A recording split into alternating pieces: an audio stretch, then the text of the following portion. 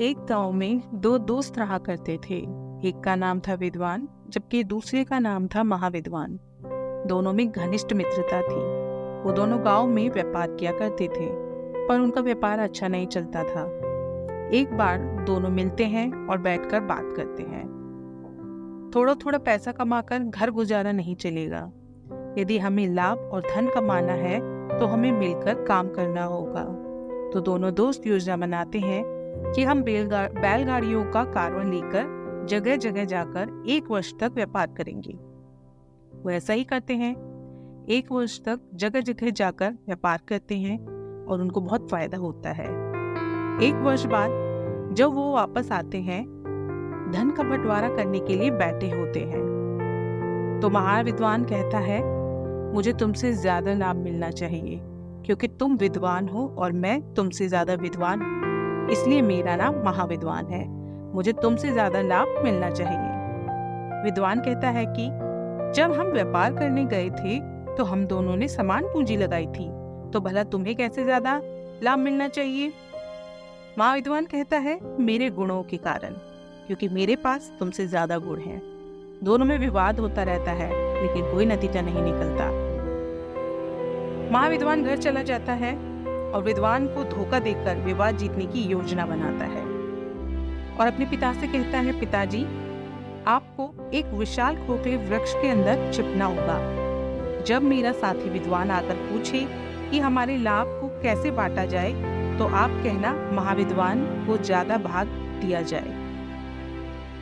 अगले दिन महाविद्वान विद्वान के पास जाता है और कहता है कि दोस्त, मैं तुमसे कोई विवाद नहीं चाहता। चलो ऐसा करते हैं, पास ही सामने एक पुराना पवित्र वृक्ष है और वृक्ष प्रार्थना करता है। मुझे लगता है वो वृक्ष ही हमारे विवाद का निपटारा कर सकता है। उसके बाद मान लेता है। दोनों दोस्त उस वृक्ष के पास जाते हैं। महाविद्वान अपने दोस्त के सामने ईमानदारी दर्शाते हुए उस पवित्र वृक्ष से पूछता है, हमारी समस्या का हल करें। तो खोखले वृक्ष के अंदर महाविद्वान के पिता आवाज बदलकर कहते हैं, तुम्हारी क्या समस्या है, बताओ। तो वो कहता है, एक व्यक्ति विद्वान है और मैं महाविद्वान। हमने साथ साथ मिलकर व्यापार किया। बताएं कि लाभ का बंटवारा कैसे किया जाए। पुनः आवाज बदलकर उसके पिता वृक्ष के अंदर से जवाब देते हैं, विद्वान 1 भाग का हकदार है और महाविद्वान दुगने भाग का हकदार है। उसे ज्यादा धन मिलना चाहिए। ये सुनकर विद्वान को थोड़ा आश्चर्य होता है और उसे थोड़ा शक भी होता है। तो वो सोचता है कि मुझे ये पता लगाना चाहिए कि वृक्ष के अंदर से सच में कोई बोल रहा है कि ये कोई चाल है। तो वो पवित्र वृक्ष जो बात कर रहा है, उसके नीचे सूखी झाड़ियां डालकर उसमें आग लगा देता है।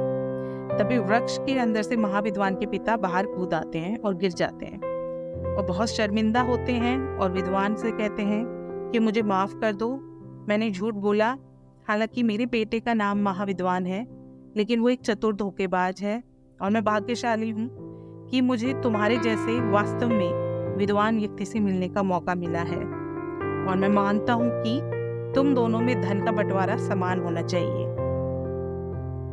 इससे उसके बेटे और दोनों को बहुत शर्मिंदगी होती है। दोनों फिर उससे माफी मांगते हैं और फिर वो धन आपस में समान रूप से बांट लेते हैं।